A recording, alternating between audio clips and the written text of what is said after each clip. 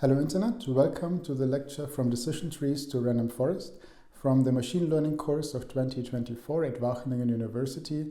My name is Mark Russwurm and I'm Assistant Professor for Machine Learning for Remote Sensing. This lecture is split into two parts. So the first part goes into detail at what are decision trees. Those are a universal tool for classification and regression of nonlinear relationships. And they come in very handy in a lot of applications that we are dealing with in the real world. The second part takes the idea of one decision tree one step further and ensembles together multiple decision trees into a bag or a random forest, or learns them sequentially through boosting, and that increases the robustness through increasing the redundancy of individual decision trees in this ensemble. We'll talk about each of those individual parts at length, and we can follow the steps and the breakpoints in the video description. So let's get started with the first part. So what is a decision tree? The core idea is we categorize data through a chain of simple decisions. And it is implemented in computer science as a binary tree, as you can see here on the right. And a binary tree is a graph data structure in which each node has at most two children. So in computer science, a decision tree does not grow from bottom up, but it grows from the top down, from the root to the leaves. And you can see that here on the right, where we have a node indicated by each circle, and then a edge, which is the outcome of this decision. And this is a chain of individual decisions taken one step at a time. So let's take a step back and think about first what we are dealing with and have a recap on data distributions and models. And we'll use one application, which is sunflower happiness classification or sunflower happiness regression, depending on the context.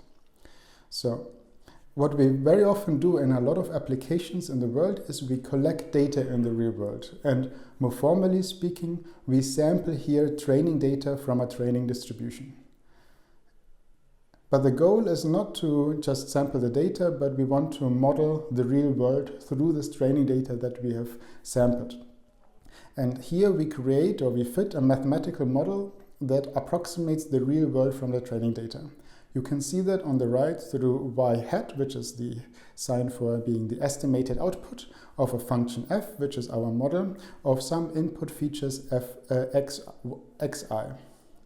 And our objective throughout the entirety of the course of machine learning is to minimize the training error, so E train, between the estimated y, the estimated target, and the ground truth target from our training dataset. But this only brings us one step ahead of time, because just training the model is not particularly helpful in the first place.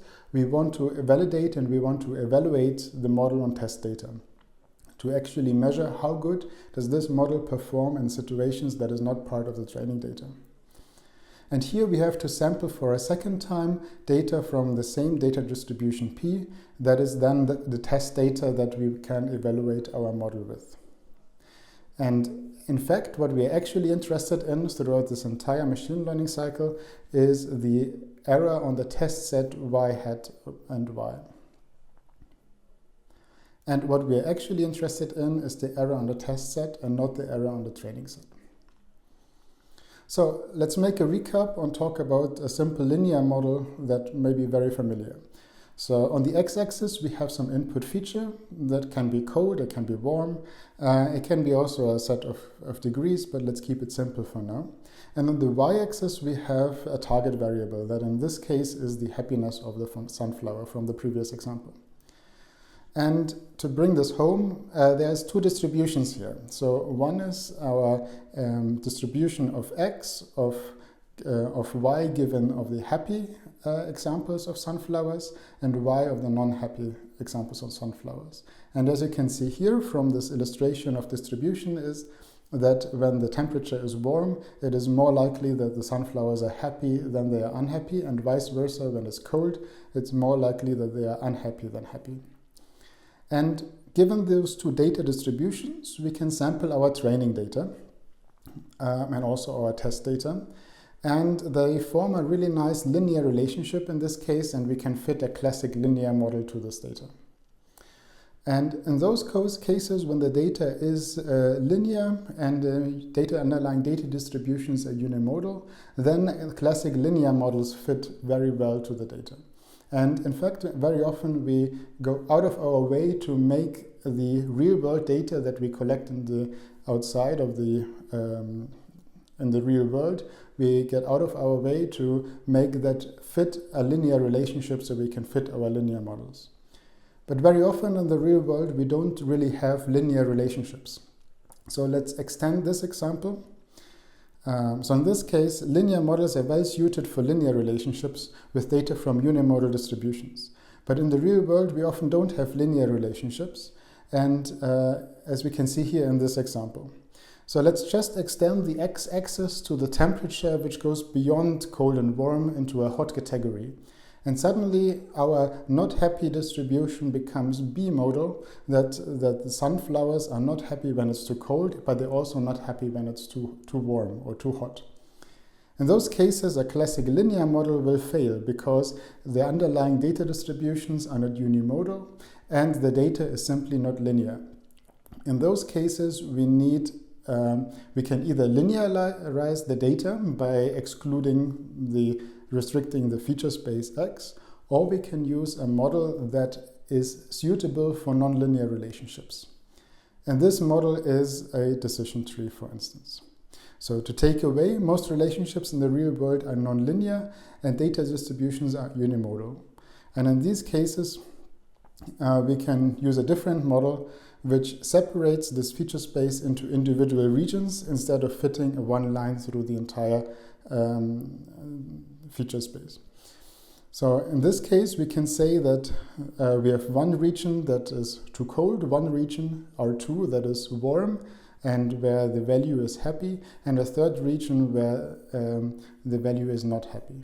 And when we fit this region-specific model to the data, we can see that it predicts our data fairly well.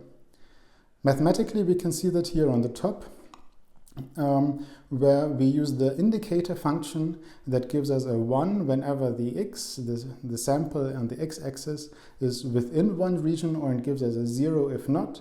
And if we multiply this one indicator function with the value of the individual region, which may be happy or not happy in this particular example, then we get this model out of it that makes a jump from non-happy to happy depending on which region we are in. And crucially, we can define these regions of happy and not happy sunflowers by intervals. So whenever the temperature is below 10, we say we are in region 1. When it's between 10 and 30 degrees, we can say it's in region 2. And if it's above 30 degrees, we can say it's in region 3. And we can divide this region separation, those intervals, further into a set of binary decisions. And this brings us to a decision tree. So instead of defining two bounded intervals, like we can see here in the middle between 10 and 30 degrees, we just sequentially define decision boundaries that we then apply one step at a time. So here on the right example, we see that the input data X, that may be some type of test temperature, temperature of a test sample, is tested. If it is smaller than 10 degrees, then we fall in the left region, in the left interval. If it's greater, then we fall into the right region. If it's additionally greater than 30 degrees, it is in the too hot category, while if it's smaller, then we are in a sweet spot and the sunflower is happy in this case. So this is the underlying principle of a decision tree, which is very simple and also very effective. So let's talk about terminology. So what we say is we classify input features, which is the data to be classified. Then we start with the first decision, a first threshold, which is the root node that starts the decision process. Then every additional node we can call a decision node. So and each decision node, also called split node, that implements a test function with a number of discrete outcomes, in this case yes or no. The test function of each decision node splits the data further into regions. And then at the end of the decision process, we end up at leaf nodes, following the analogy of trees, that indicate the end of a sequence of decisions. So whenever we fall to one particular leaf node, we have reached the end of the decision process and we have an output of our model. And this gives yield to the very simple algorithm to make classifications.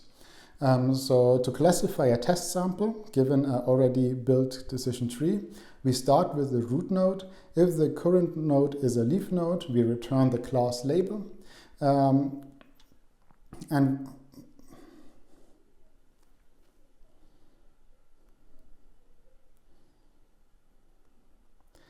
so this gives yield to a very simple algorithm to make classifications with a decision tree.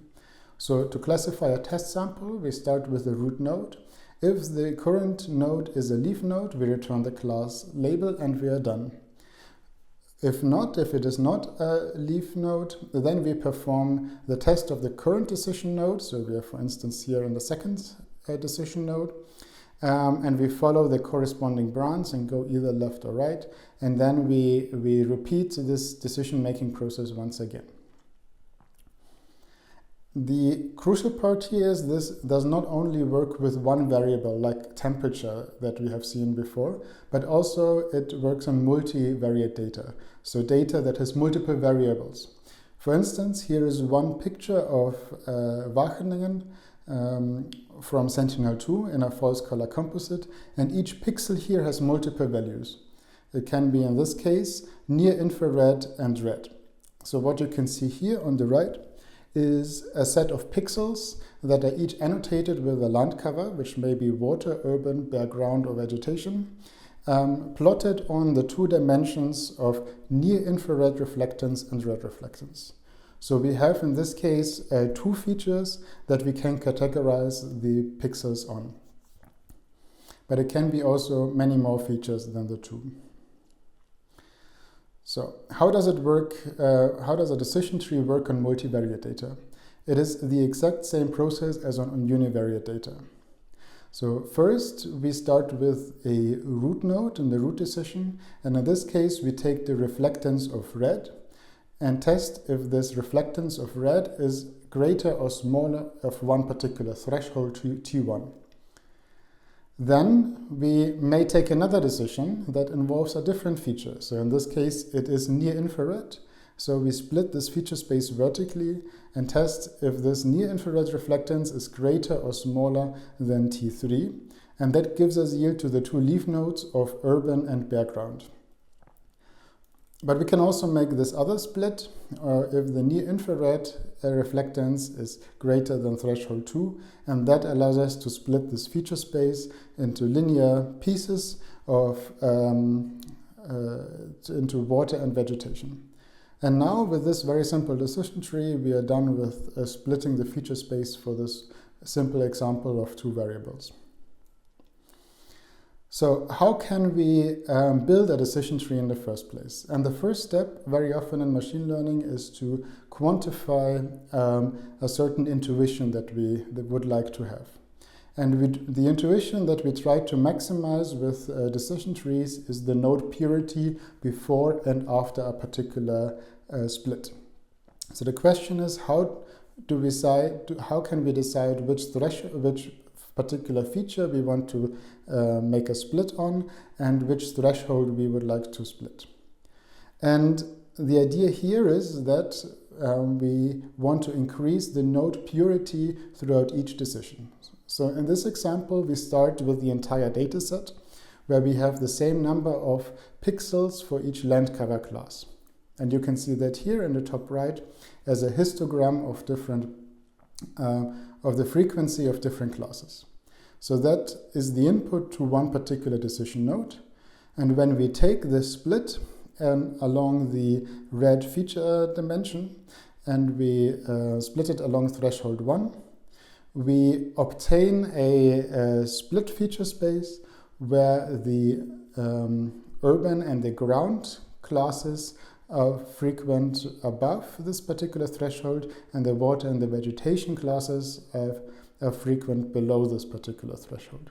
So what we did in this step is we increase the node purity at this particular decision node.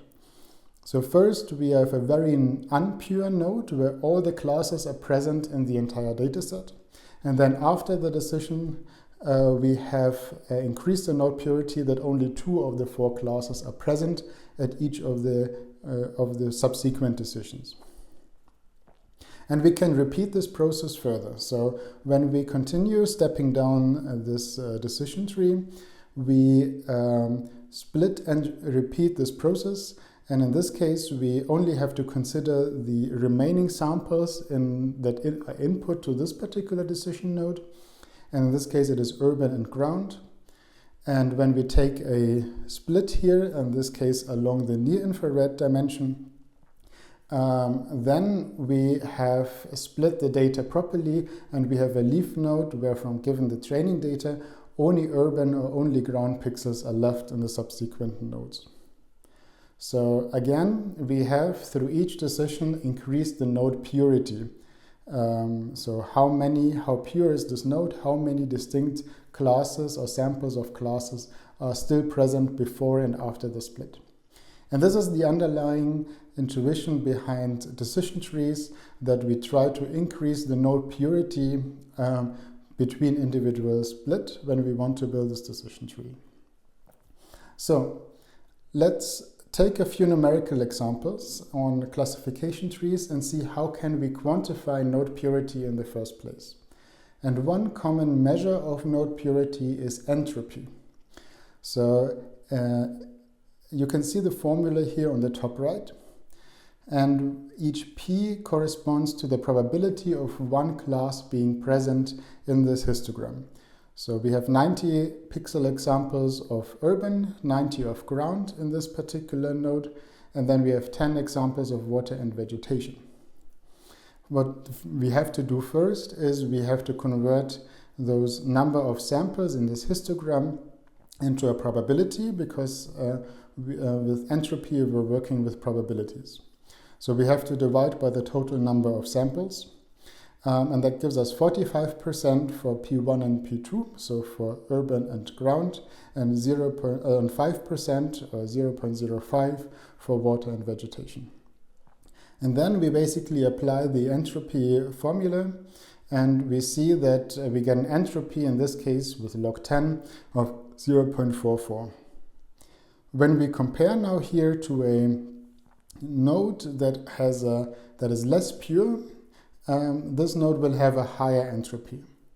So we do the same game again. In this case, we have 50 examples per class, and it is 25% likely that each of these classes are in this particular node. And when we calculate now the entropy, we have an entropy of 0.6. And now we have a nice way through the entropy to quantify the node purity in the classification case, so that we can quantify the node purity to maximize it down the road to find the best split. So let's take a short break in terms of a pen and paper exercise. Go ahead and pause this video in a few seconds. And let's calculate a different index for node purity that is very often used for classification. And that is the Gini index. The Gini index follows the same property as entropy, but it is easier to calculate in the sense that we don't need to calculate a logarithm. We basically just multiply the probability of one particular class times 1 minus the probability of this class, and we sum over each of the classes. The core point here is that we get a similar metric compared to entropy, but we can calculate it much faster and much more efficiently. So please take a short break, pause the video, and calculate the Gini index for the left case when we have a non-pure or very impure node, and calculate the Gini index when we have the more pure node here on the right. Okay, I will go ahead now and give the results. So first, we basically input 25% times 1 minus 25%, and we have that 4 times because we have the same sample 4 times, the same number of samples per class 4 times. And on the right side, we have basically 2 times the 45% and then 2 times the 5% frequency in the classes. So what we can see here again is that when the node is more impure, then the Gini index will be higher. If the node is more pure, the Gini index will be lower. So far, we've been dealing with classification trees because those are very intuitive in the first place, that one leaf corresponds to one particular class. So in this case, one leaf represents one particular class, and we talk about, and that's the class of the majority of training samples that will be in this leaf. And in the classification problem, the target variable is categorical. So it is happy or non-happy in terms of sunflowers, or it can be class urban, or it can be class vegetation. In regression problems, on the other side, the target is not categorical, it is continuous. And we can use the same principles in decision trees that we established for classification trees, and we can apply that to regression trees following the same principles, but we have to use a different metric of node purity, which is the sample variance, and we have to use a different interpretation of leaves, which is not the majority of classes as in classification, but is the sample mean. But otherwise, all the principles in classification trees or decision trees for classification are the same for regression trees. So let's make our example non-categorical, that we want in this case to measure sunflower happiness as a continuous variable from 0 to 1. Again, we have our data distribution from which we can draw the samples, as you can see here now in the as the blue dots, and you see that temperature in the middle range leads to the highest sunflower happiness, while if it's too cold or if it's too hot, then the sunflower happiness will be lower. In this case, we do the same principle, that we split this feature space into regions, region 1, region 2, region 3, as we did in the classification case, but instead of assigning a class label happy or not happy, we calculate the sample mean of all the samples that are within, all the training samples that are within region 1, all the training samples that are within region 2 and within region 3. And in this case, the value of this decision tree will return the mean of each of those training samples. So what we can see here is, again, a decision tree for regression on the right side that is identical to the classification case, but here instead of returning a class, we return the sample mean mu1, mu2, and mu3. And in this case, we again want to maximize the increase in node purity for each decision. But we cannot use entropy or the Gini index for regression, because those are metrics that are meant to be used for histograms and not for regression. But we have another tool, which is the sample variance that we can use for node purity. So in this case, you can see the sample variance here defined on the top right. Let's consider the case of data before having a split. So in this case, we can calculate the mean of all the samples within this entire region. And in this case, we calculate the variance of each of those individual samples to the mean of the data before this decision node. And we can interpret that geometrically as the squared distance between each sample and the mean. So here you can see the mean, here you can see the sample. And because it is the squared distance, we can also draw a square and think about the squared distance as the area of each of those squares. And when we now compare, we can see that the variance is the average size. So we take the sum over the areas of the squares and divide by the number of samples minus 1. So what we measure in the variance is basically the average size of each of those squares, where each square represents the squared distance between each sample and the mean. What we then do is when we take this decision and we split this feature space into region 2 and region 3, is that we have then two sample means, and we calculate the variance to each of those two sample means, one left of the split and one right of the split. And when we calculate the same visual idea again, that we calculate the size of the squares, we can see that they are much smaller. So in that case, a low variance after splitting, a low variance means a higher purity in the node, while a higher variance means a lower purity in the node. So for regression trees, we use sample variance as a measure of node purity. And we can formulate this as an optimization problem. So now we have the tools at hand to quantify the error, or we quantify the objective that we would like to achieve, and mathematically through a number given the training data set. And now with this objective, we can formulate a minimization objective. So what we see here is that we want to minimize the left variance and the right variance, like added together. And we do this by changing the parameter t, which is the threshold between those two splits. And what we can plot here on below is basically a visualization of this minimization objective, where when we try different thresholds from left to right, we will get a different joint variance or a measure of impurity, and we want to find the threshold T star that minimizes this objective, that finds a split that we want to minimize this objective that finds a split that where the left variance and the right variance is lowest. Here is one example of doing that in a naive way, where we try different thresholds from the left to the very right, and we can see that the thresholds on the left are not particularly good because they lead to a high variance, and the thresholds on the right are also not particularly good, but we see a particular optimum here in the middle, around 0, where we have seen that the optimal threshold is in this case 0.1.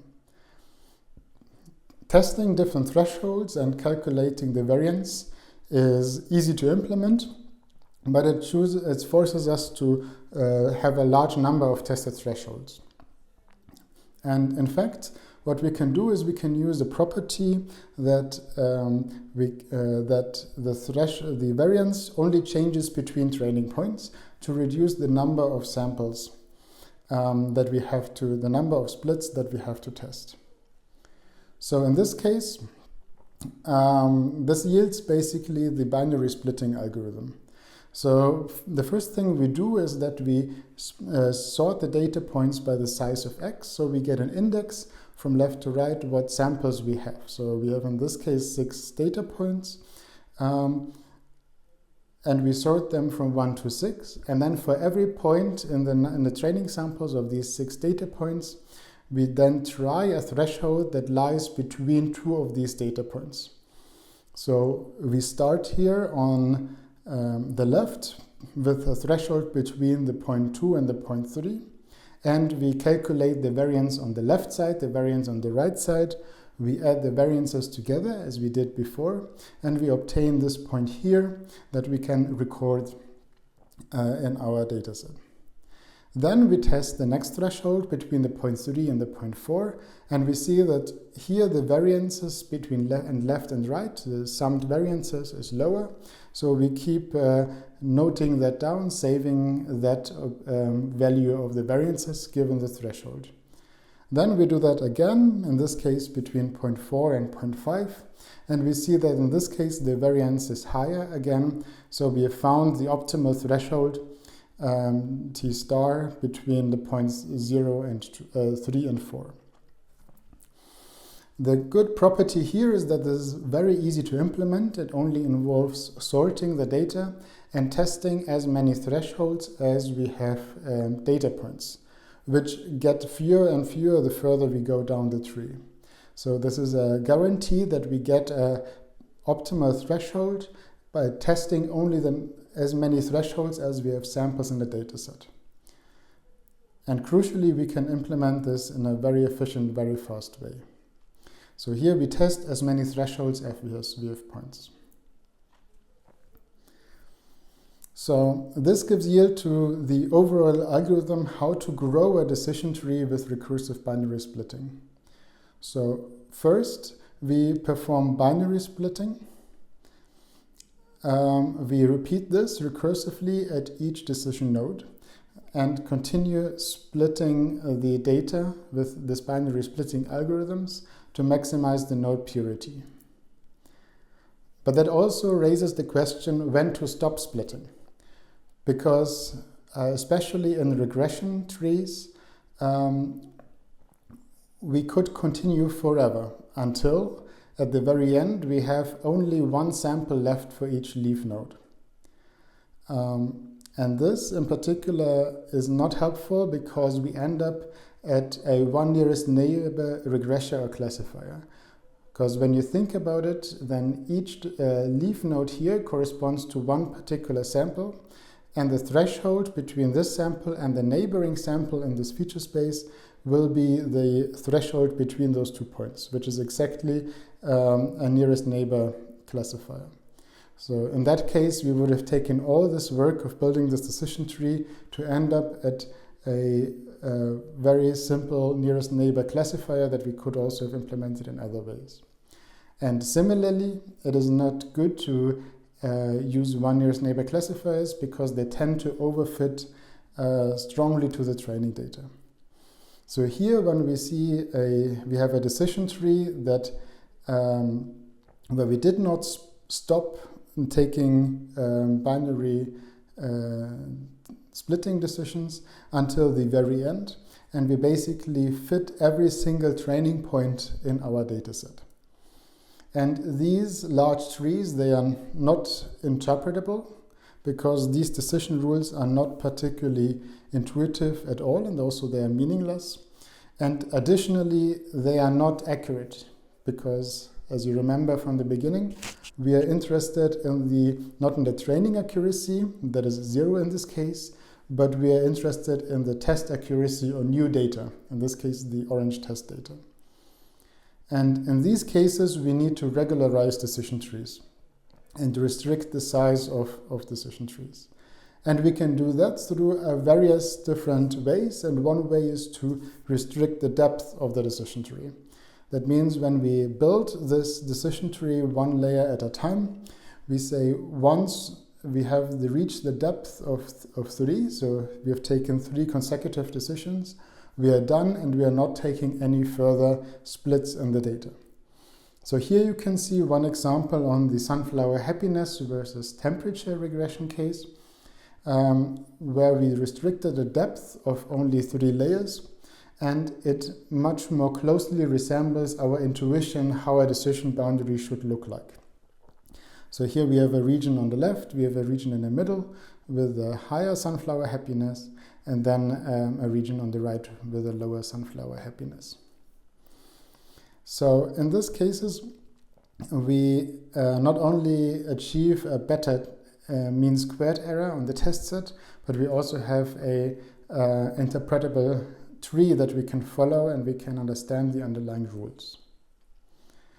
But there are also other ways of limiting the size of a tree, because restricting the depth may be too restrictive in the first place, because some decision boundaries are not as clear and may need a bit more detail to distinguish 2 different classes or to get a better estimate of some target value.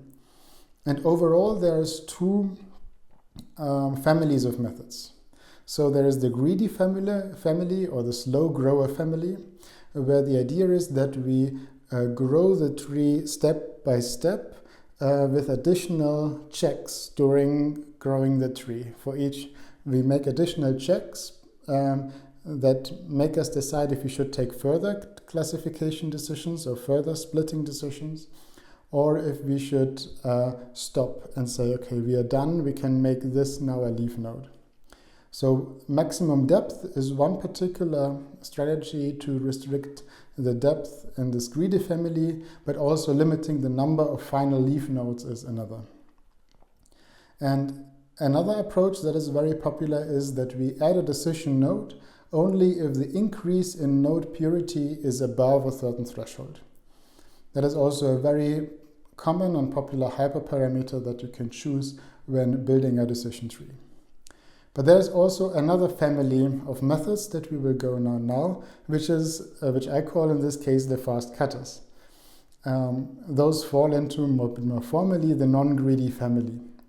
So here the strategy is that we grow first a full tree from very top to very bottom, and then we restrict the size of the tree afterwards by cutting away parts of the tree that are not contributing or that are not helping are not particularly important.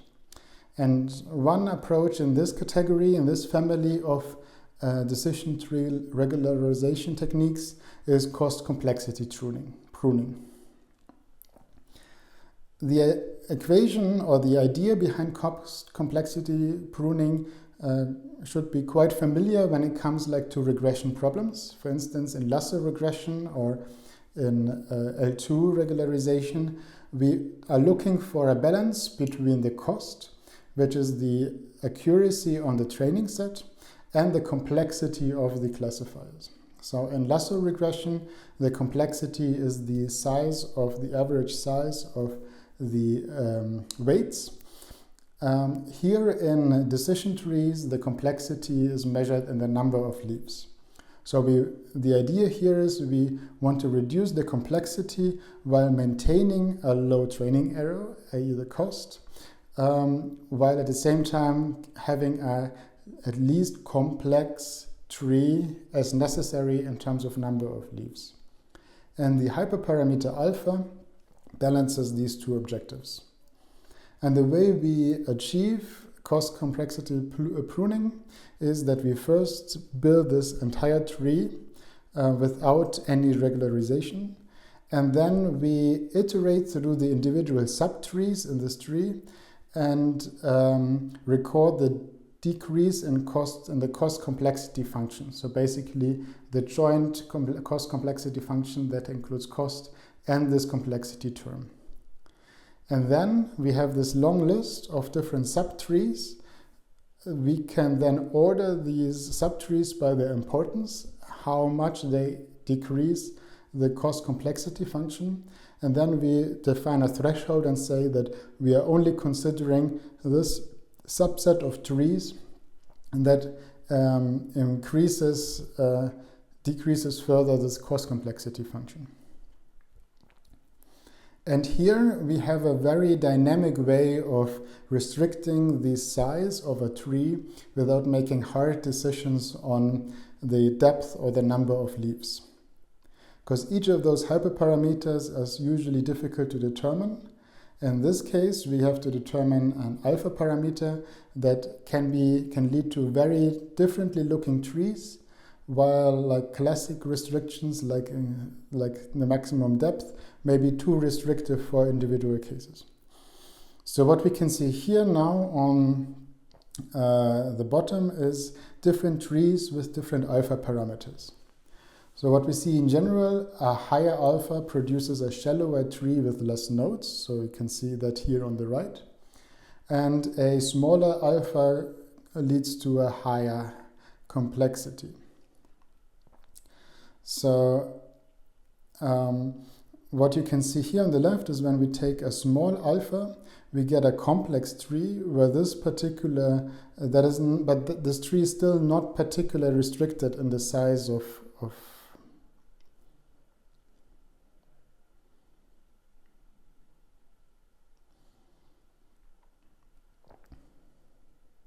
So what we can see here on the left is one example of a tree with a fairly small alpha. And while the overall size is somewhat restricted, we see that one particular decision arm is actually quite deep. If we would restrict a decision tree with like hard-coded maximum depth or maximum number of leaves, it is likely not possible to have a part of the tree being particularly complex, while other parts of the trees are more restricted. If we increase the importance of this alpha parameter, we naturally get less complex trees, as you can see here on the top right, and then on the right we have a fairly shallow tree. So how can we build a tree with coarse complexity pruning? So first we use recursive binary splitting to grow a large tree from the training data. Then we apply the coarse complexity pruning to this large tree to get a subtree that is less complex but still minimizes the cost. And then we need to choose, down the road, we need to choose a proper alpha. And to do that, we can use k-fold cross-validation. So effectively, we repeat step 1 and step 2. So we build a tree and we apply the coarse complexity pruning on each of the k-folds in the training data. And we evaluate the error on the holdout set. And that gives us a way to estimate how good will this pruned tree, given this particular alpha parameter, perform on a holdout set, on a test set. And that allows us, through cross-validation, to obtain an alpha pruning factor that works particularly well on the holdout set. So this is a fairly automated way of getting a decision tree that is complex enough to fit the data well while still performing well on the cross-validation holdout set. And then after this cross-validation step, we return from the subtree at step 2 that corresponds to the chosen alpha value. So in this case, we have a very automated way of obtaining both a decision tree and a alpha value that maximizes the cost complexity trade-off. And nowadays, decision trees can be implemented quite easily through packages like scikit-learn that provide us with a lot of hyperparameters that we need to understand first, but then we can use them properly without having to implement any of the low-level aspects of decision trees. So what we see here is the decision tree classifier and the decision tree regressor, and each of these green parameters is one parameter that I talked about in this lecture. So for instance, for the decision tree classifier, we can choose the criterion, which is the Gini index by default in this case. We can restrict the depth of the decision tree. We can have a minimum number of samples per leaf. We can have a maximum number of leaf nodes to restrict the size of the tree. We can also choose what is the minimum impurity decrease that this decision tree classifier should have to make an additional decision. And finally, we can also choose a CCP alpha parameter for the cost complexity pruning. So we have both of those regularization families already implemented in the models in scikit-learn. And the same applies to decision tree regressors. In this case, the criterion is different. So we don't have a Gini index or an entropy. We have a squared error, but the other parameters are basically the same. So to recap on trees, they have a large number of advantages and they are used pretty broadly in the field. So first, they are very inexpensive to construct, especially on modern CPUs that are multi-threaded. You can build a tree in milliseconds. They're also extremely fast at prediction time. So as soon as you have your tree built, predicting test samples is just a matter of making a few very simple threshold decisions. For small size, they are also very easy to interpret. And they are also very intuitive to interpret because it is just a simple sequence of decisions. They are robust to noise when they are regularized well, and they can also handle redundant or irrelevant attributes. So even if you have a data set with missing values, decision trees can handle missing values because then it will return the majority of classes at the particular node of the missing value or the mean value at this particular point. So we don't need to go through the entire tree if we have missing values, which is a nice property that not many other classification models or also regression models really have, that they can handle data with missing values. But they also come with a few disadvantages. So first, decision trees are prone to overfitting, and they always need regularization. And these can be greedy approaches that are restricting the size of the tree in the first place, like through the max depth requirement, the maximum number of sample leaves. But these greedy approaches are often unable to find the best tree because they restrict the growth of the tree too early, and they are too short-sighted. In these cases, we can use non-greedy approaches like the cost complexity pruning. And also, the decision trees, by the way, they take a decision only on a single variable. They do not take interactions between features into account. So each decision boundary here only involves a single attribute. That means if there's a decision boundary that involves two attributes, a decision tree is not the optimal choice here. All right, let's continue with the second part about bagging, forests, and boosting, which are three ways of putting together multiple decision trees together to make more reliable predictions. But each of those techniques builds up directly on individual decision trees that we have seen in the first part. So all the principles that apply for individual decision trees for classification and for regression will appear again here in the bagging, boosting, and forests part, but will happen in parallel in multiple stages. So let's start again with, in this case, an abstract artificial dataset. So once again, we're always working with distributions, and the data are just samples from these distributions. So let's assume that we have 4 data distributions of 4 different classes. So we have class 1, which is red, class 2, class 3, and class 4. When we now sample some data, we basically sample our training data set from this data distribution. And when we fit a single decision tree, we basically split this feature space along feature 1 and feature 2 in individual regions, as we've seen in the first part of this lecture.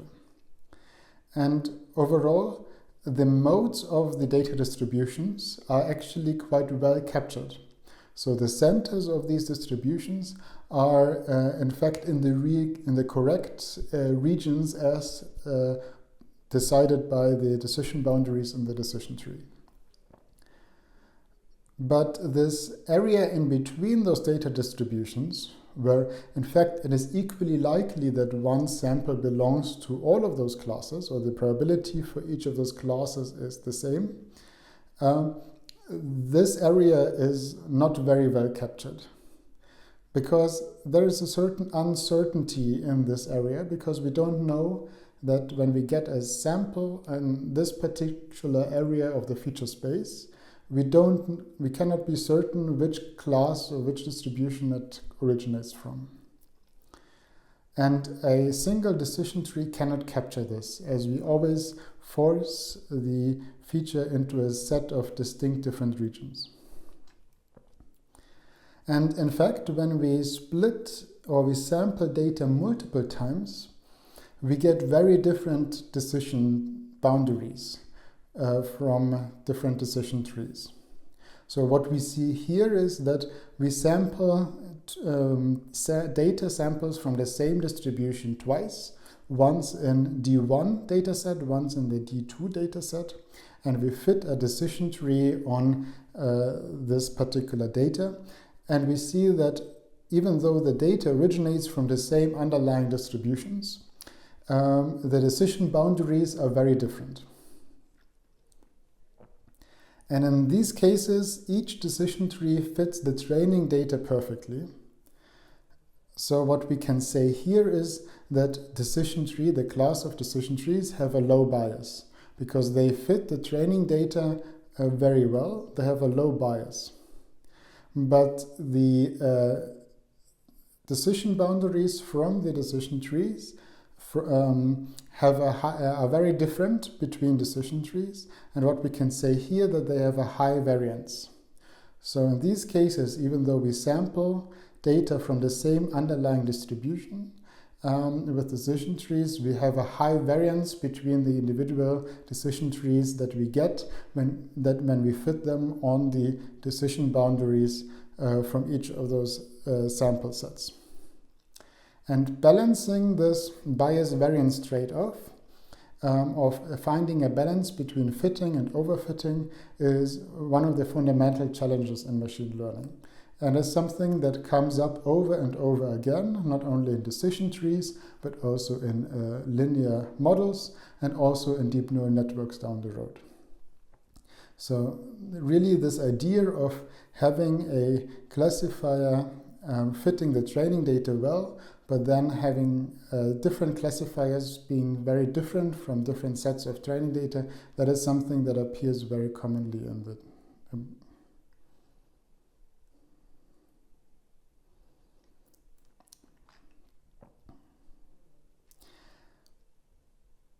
and this balance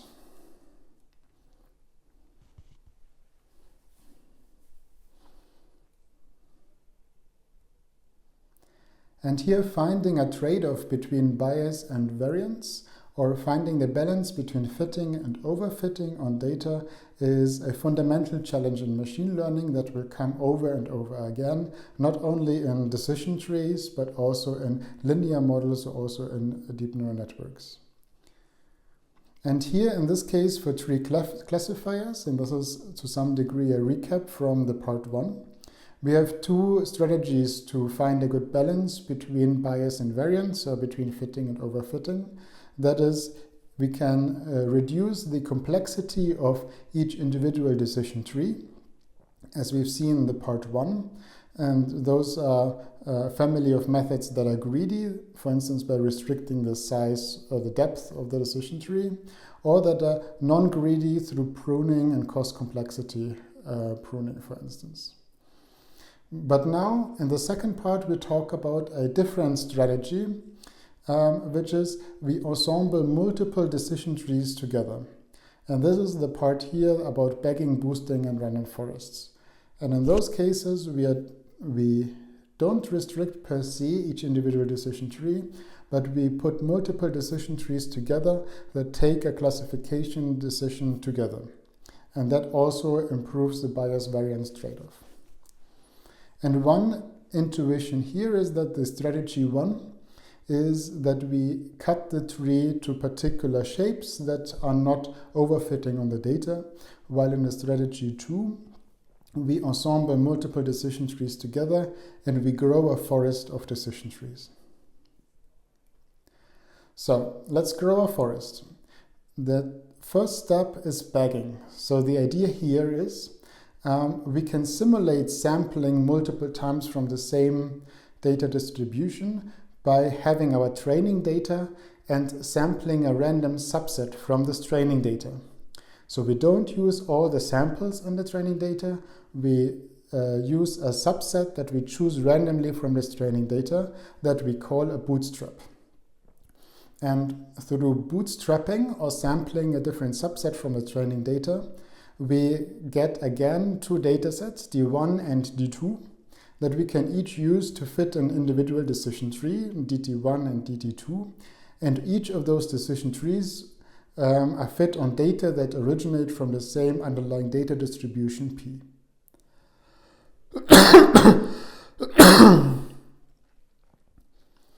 So we have the same situation as we have before, that we have two decision trees fit on two data sets that originate from the same underlying distribution. But now what we can do is that we let those two decision trees predict together. And in fact, we don't have to do that with only 2, we can do that as many times as we like. And what we obtain here is basically a bag of decision trees, where each decision tree is fit or is grown on a data subset from the training data. And then when we have this bag of different trees and we have a test sample, we can predict this test sample with each of these trees, and then we can make a majority voting for classification, or we can average the output of each of these individual decision trees for regression. And what we get is we overlay each of those decision boundaries, as you can see here on the right. And areas where all the decision trees within a bag agree, they can be seen as being like very certainly belonging to this particular class, while the area where the decision boundaries disagree, there we capture the natural uncertainty in the underlying data distributions. And this is a very powerful idea. We take this simple idea of building a decision tree that is very fast and very efficiently implemented, and we scale it up and do it in parallel to get a classifier where the decision boundaries become blurry and are more realistic to the real data, because our underlying data distributions are also overlapping. So one thing that we can do now, because we fit each decision tree on a bootstrap or a random sample of the training data, we can use the samples that we have not used yet to evaluate or estimate an error. And that is the out-of-bag error. So the idea here is, for each individual decision tree, we randomly sample this bootstrap, we fit this decision tree, but we remember the sample that we have not used to build this particular tree, and we put that into a second small data set that we call the out-of-bag data set. And crucially now, we can take this decision tree and we can estimate the error on the samples in this out-of-bag set, and we can have a good approximation of a test error that we will get on completely new data. The idea here is we need to subsample the data to build individual decision trees, and we can get for free we can test this decision tree then for free on samples that it has not been trained on, which is a very useful and powerful idea. So the idea here is, with this out-of-bag error estimation, we fit the decision tree on each individual data set, and we can test its performance on the out-of-bag set. We repeat this process for each bag, and we can average the individual out-of-bag errors across trees. And here we get basically for free an out-of-bag error that approximates the test error without using actual test data. The underlying idea here is very similar to cross-validation, with as many folds as we have trees in the bag. And one thing what we see here with decision trees is they improve the accuracy over an individual tree by increasing the diversity in the decisions. So each tree brings a different set of decision rules, and by averaging the output, we have a more diversity in the decision, we blur the decision boundaries, and we have a more realistic output that is not as dependent on the individual training data samples that we sampled. But by doing this, we lose interpretability. So each tree has a different set of decision rules, and we have to interpret many decision rules in parallel, which becomes infeasible very quickly when you have more than 2 trees. But what we can do is we can regain some interpretability through estimating variable importance. And here decision trees allow us to get a good way of variable importance also at little cost. So the idea here is that we follow for getting the variable importance is we measure the node purity, the increase of node purity across different trees in the bag. So let's look at this in a visual way. So we have a bag of decision trees, and each tree uses a different set of features to make its decisions. Let's focus on one particular feature of interest that we mark with this orange dot. And we look across all the different trees that involve the feature of interest, for instance, temperature, and we measure how much did the node purity increase before and after this particular decision. And by doing this systematically across different features, across multiple trees, we can get a fairly good estimate of how important each individual feature is within this bag of decision trees. And this is a very powerful idea that allows us to regain some interpretability that we lose by ensembling together multiple decision trees in a bag. However, bagging trees or bagging has still limitations.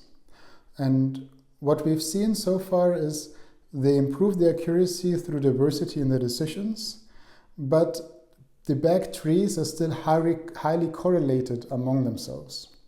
Let's illustrate this with an example of the most important feature in orange and the second most important feature in green.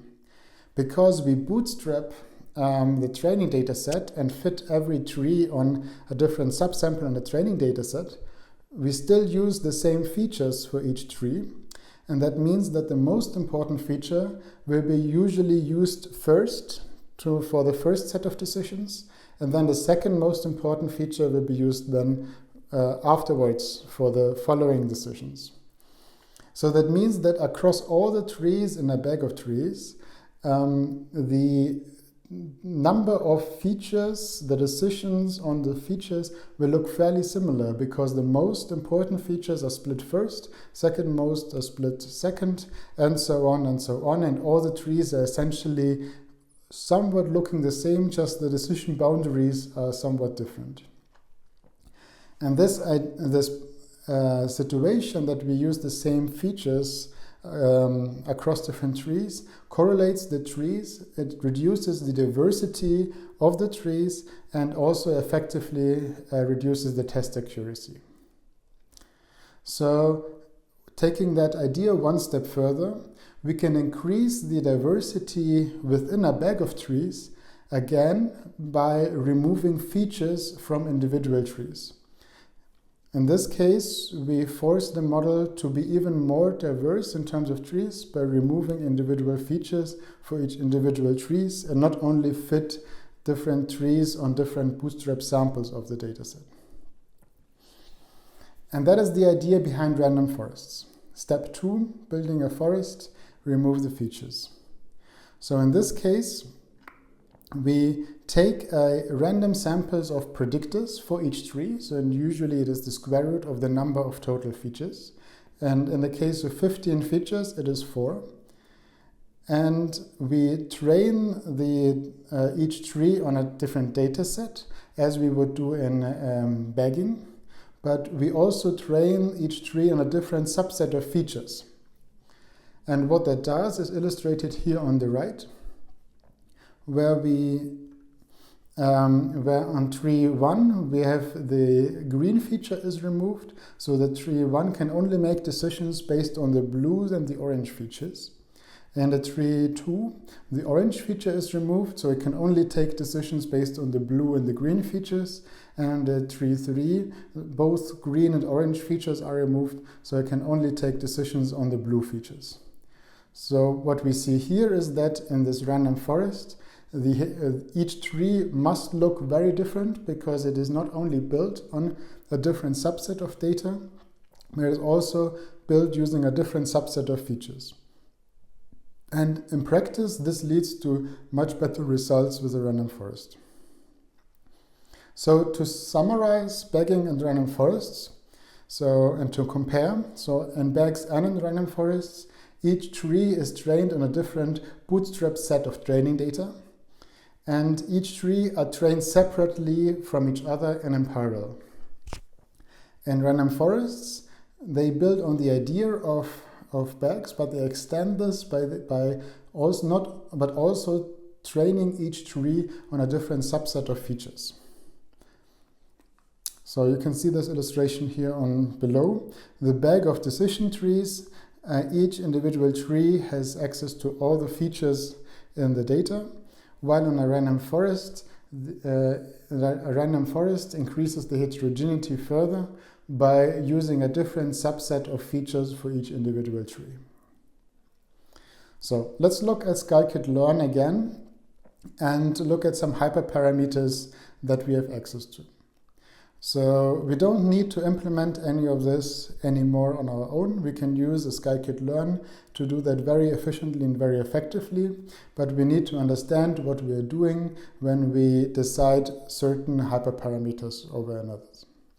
So in the bagging classifier, we input an estimator, which can be a decision tree classifier regression.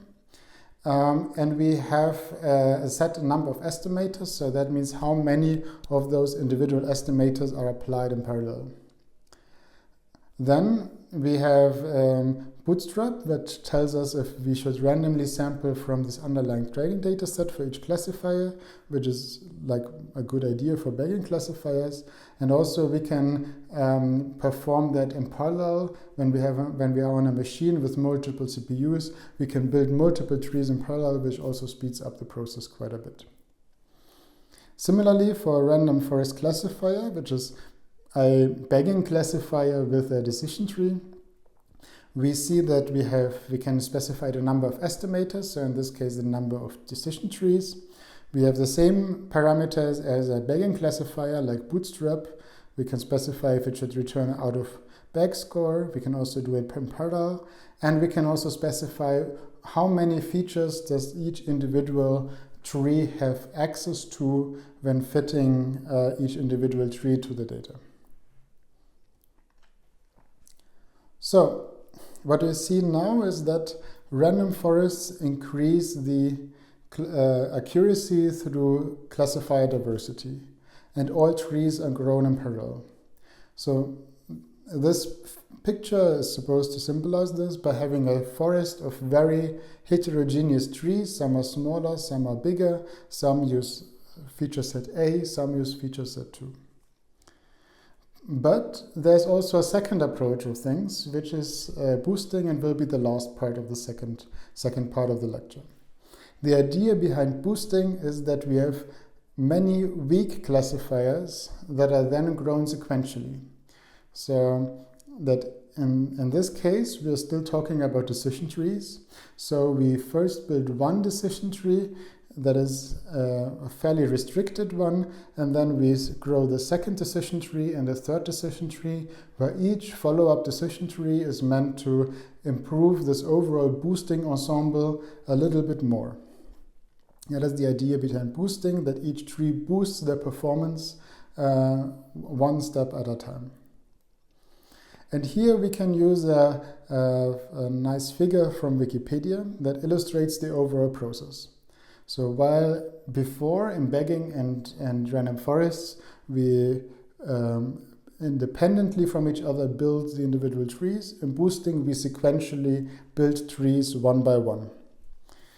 So what we start with is the original data that we put through a classifier, and then the classifier, this first tree in this bag of trees, classifies some of this data correctly and some of them it classifies incorrectly. And here in this case it classifies the purple points mostly correctly, while for instance the blue points are all incorrectly classified. Now crucially we keep recording which samples the classifier classify correctly and incorrectly, and then when we add another classifier in the bag of classifiers, in this ensemble of classifiers, we reweight the data and we make sure that the second classifier focuses on the examples that the first classifier made mistakes. So in this case, the purple example that the first classifier was already fairly good at are not as important anymore for the second classifier, but here especially the blue points are really important for the second classifier, and as well as the orange and the yellow points. And in fact, the second classifier classifies the orange and yellow points fairly correctly, but still makes a mistake on the blue points. So the third classifier will get even a higher weight on classifying the blue points that the previous two classifiers have made mistakes on. So you can see how things go, that one classifier focuses on the mistakes that the previous classifiers made. And the idea here is, and I follow the other boost algorithm, is that we are not building a diverse set of trees like in a forest. We use a large number of sequentially grown simple classifiers. And very often, like in other boost, it is only a stump. So it is a very minimalist tree that is only a single decision on a single feature. But those weak classifiers like stumps work particularly well in this boosting setting. So AdaBoost has here three core ideas. The first idea is it combines many weak learners, i.e. stumps. And the second idea is that some stumps are weighted higher than others. Preferably the stumps that perform well on many data points get a higher weight, while the stumps that perform well on very few data points, they get a lower weight. And thirdly, each stump or each small decision tree takes the previous stumps into account. So how does the algorithm look like? So first we start with all data samples at equal weight. In this case we have 4 data samples, x1 and y1, 2, 3 and 4. Then we build our first AdaBoost ensemble with a single classifier, a single stump classifier in this ensemble. And we fit this stump classifier on this training data on the feature that increases the node purity the most. Then we use this single stump classifier to classify these remaining examples. So into the 1 and 2 being correctly classified and 3 and 4 being incorrectly classified. And then we make the incorrectly classified samples more important for the next stump to be built, while the already correctly classified examples are made less important. So in this illustration we see that the correctly classified samples are light blue, indicating that they are less important than x3 and x4. And then we can repeat this with the next stump that we add to this AdaBoost ensemble. So when we think about this step by step in three individual steps, we start with the single AdaBoost stump in this one tree ensemble. Then in the second step, we basically re-weight the number of samples. So in this case, this training data set has the example 3 2 times in a training data set, and not only 1 time like it was in the first step. And we add the second tree to this AdaBoost ensemble. And this combined AdaBoost ensemble then predicts correctly example 1 and 3, but still makes a mistake on example 4. And then third, when we add a third stump to the AdaBoost ensemble, we see that in this case, the example 4 that was previously incorrectly classified is now appearing the most in the training data, so it gets a very high weight for this third stump to be classified. And then this example 4 is correctly classified at this point as well. So let's take a review and talk about some takeaways. So in the first part, we talked about decision trees, which take a simple chain of decisions one by one. They are very well interpretable, but inaccurate on the test set, especially without regularization. So we say they have a low bias and a high variance. The way to address this is either regularizing individual trees or to build an ensemble or a bag of trees. That is the idea behind bagging, that we have this ensemble bag of trees where each tree is built on a different subset of the data that we call a different bootstrap. They bag of trees, they get a better test accuracy by considering the consensus of the trees that are within each bag. And here, all the trees in the bag are learned simultaneously and in parallel, which makes them also very fast, especially on modern CPUs. Third, we looked at random forests, which are an ensemble of trees, again, where each tree is built in a different data subset, like in bagging. But additionally, each tree is also built on having access to a different feature subset. So in this case, each tree has access to a different subset of training samples and additionally to a different set of features. And this leads to a higher heterogeneity within the individual trees in the ensemble. Also here, all trees are learned simultaneously and in parallel, and the trees are meant to be as diverse as possible. Finally, and very briefly, we talked about boosting, and in particular ADA boost. That follows a different strategy, that the trees are not built to be diverse as possible, but there are a large number of small homogeneous trees that are weak learners.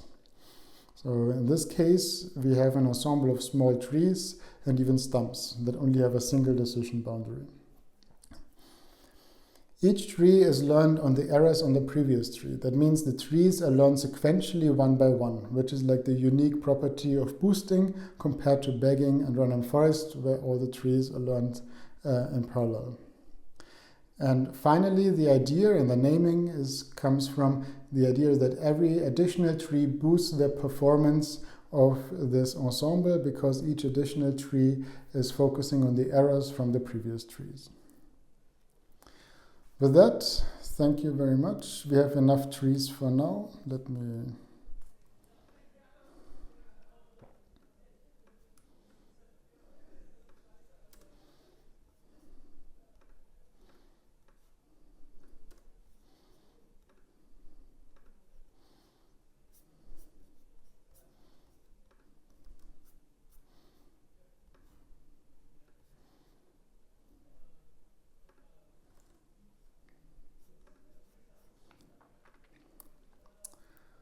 With that, thank you very much. There was enough trees for now. I hope it was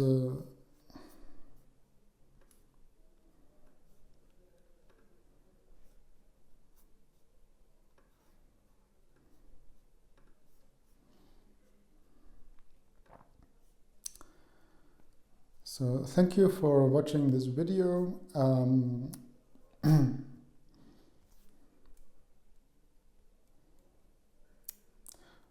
So with that, enough trees for now. I hope we stepped through the most important concepts from decision trees to bagging, random forests and boosting.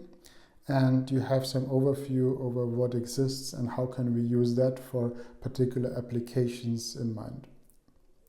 This was the lecture from Decision Trees to Random Forest from the Machine Learning course 2024 at Wageningen University in the Netherlands. I'm Mark Rusbaum, Assistant Professor for Machine Learning for Remote Sensing, and I'm looking forward to seeing you next time.